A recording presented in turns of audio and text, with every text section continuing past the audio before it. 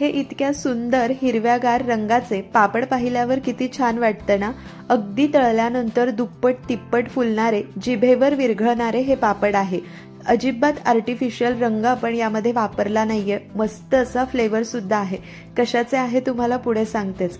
हे पापड करताना जरा सुद्धा तांदूळ आंबवायचा नाहीये, खिशी घ्यायची नाहीये किंवा पापड सुद्धा लाटायचे नाहीये, तरी इतके सुंदर परफेक्ट पापड तयार होतात। तर हे पापड तयार करण्यासाठी इथे मी अर्धा किलो तांदळाचं पीठ घेतलंय। पीठ आपण वजनी घेणार असलो ना तरीही एखाद्या भांड्याने पातेल्याने मोजून घ्यायचं, म्हणजे पुढचे साहित्य मोजताना सोयीस्कर पडतं।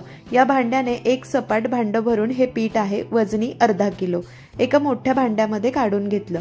आता हे पीठ कसं तयार केलं। रोजच्या वापरातला जुना तांदूळ घेतला, त्याला 3-4 वेळा स्वच्छ धुवून घेतला, लगोलग चाळणीवर 5 मिनिटं पाणी निथळलं आणि रात्रभर पंख्याखाली कॉटनच्या कापडावर वाळवून घेतला। इंद्रायणी तांदूळ किंवा नवीन तांदूळ घ्यायचा नाही। आता यामध्ये आपल्याला 2 टीस्पून पांढरे तीळ घालायचे। तिळीने पापड दिसायला छान दिसतात, चवीलाही छान लागतात।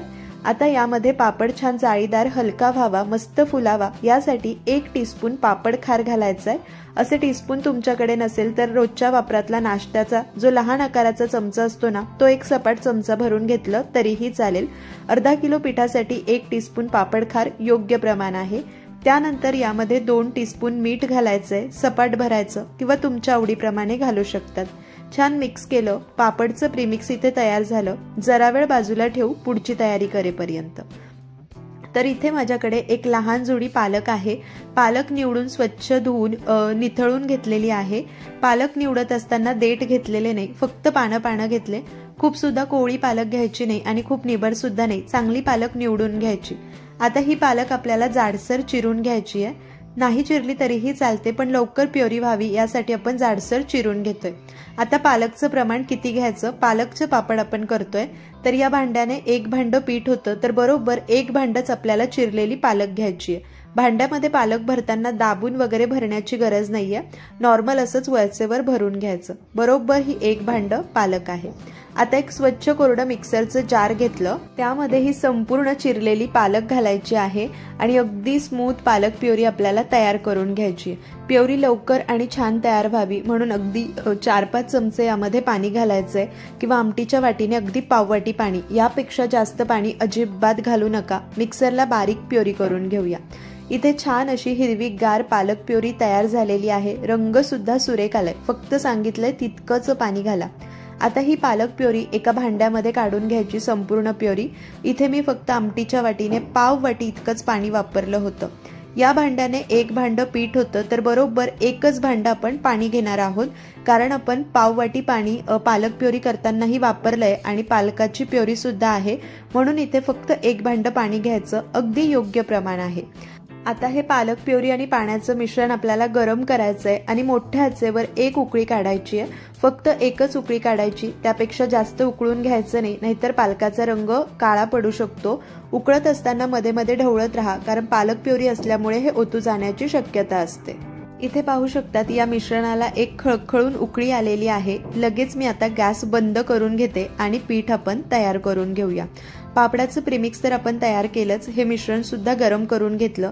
एकदा मिक्स करून घेऊया। हातामध्ये लाटणं ठेवायचं। घेतलेलं संपूर्ण मिश्रण आपल्याला लागणार आहे, तरी आपण थोडं थोडं घालतोय, म्हणजे कसं गाठी गुठाळ्या सुद्धा होत नाही आणि एकसारखं आपल्याला मिक्स करता येतं। तुम्हाला सांगितलेलं पीठ आणि पाण्याचं प्रमाण अगदी योग्य आहे। परफेक्ट मिश्रण तयार होतं, पाणी कमी सुद्धा पडत नाही आणि जास्त सुद्धा होत नाही। फक्त पालक प्युरी करताना ना आमटीच्या वाटीने पावच वाटी पाणी घाला किंवा त्यापेक्षा सुद्धा थोडं कमी घातलं तरीही चालेल, या गोष्टीची काळजी घ्या।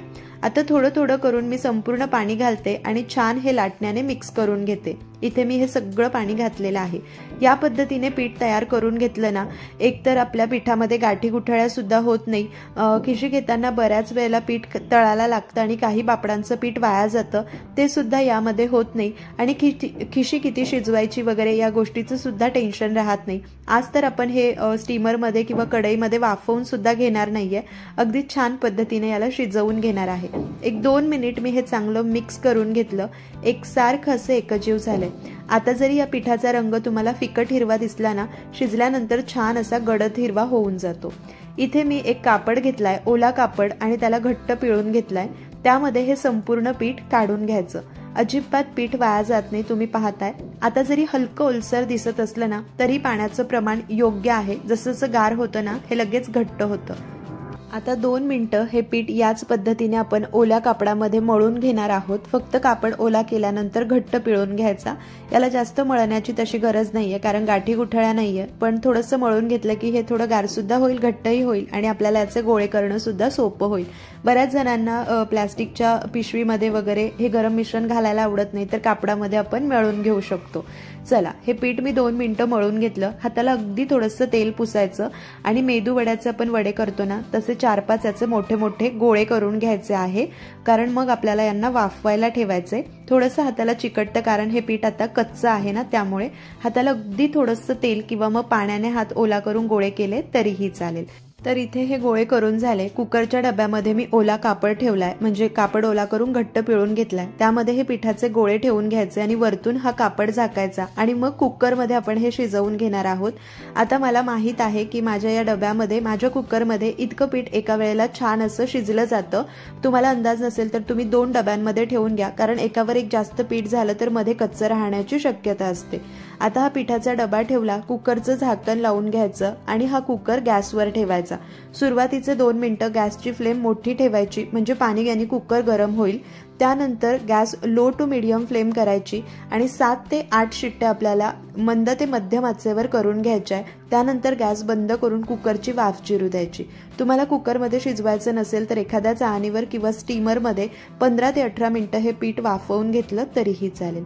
इथे शेवटची 8वी शिट्टी झालेली आहे। आता मी गॅस बंद करून घेते आणि कुकरची वाफ त्याची जिरू देते, त्यानंतर पीठ दाखवते।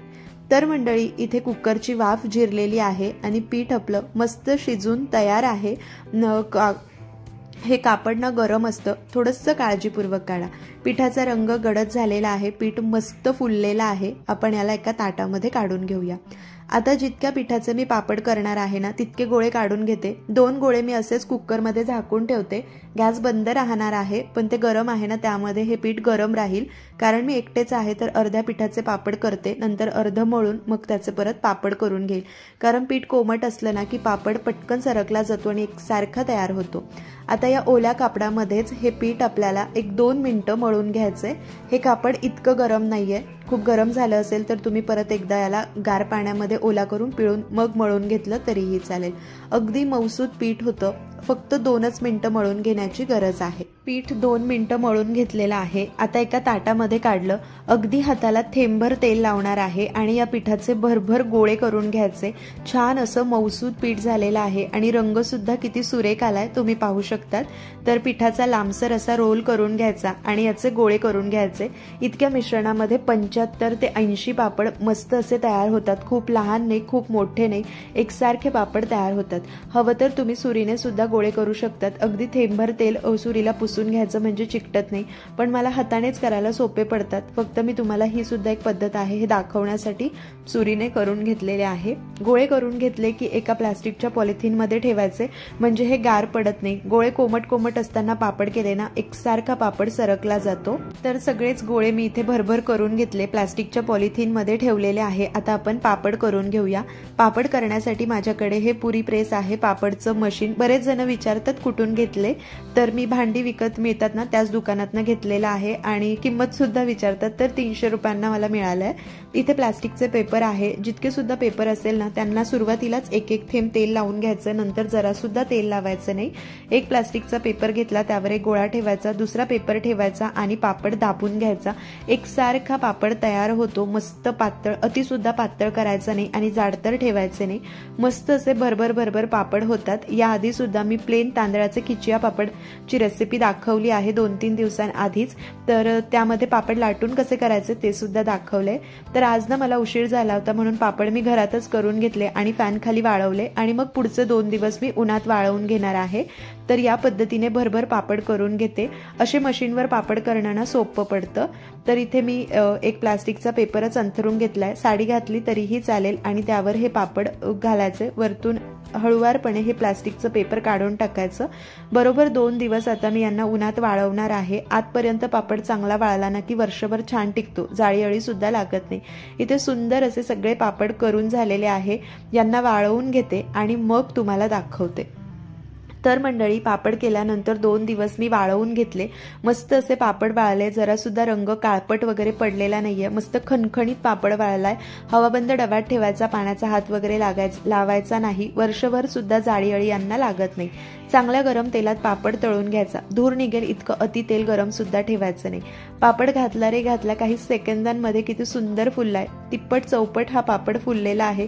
अगदी पातळ होतो. तांदूळ आपण आंबवून घेतलेला नाहीये, तरी चवीला मस्त लागतो आणि जरा सुद्धा कडक होत नाही बरं का.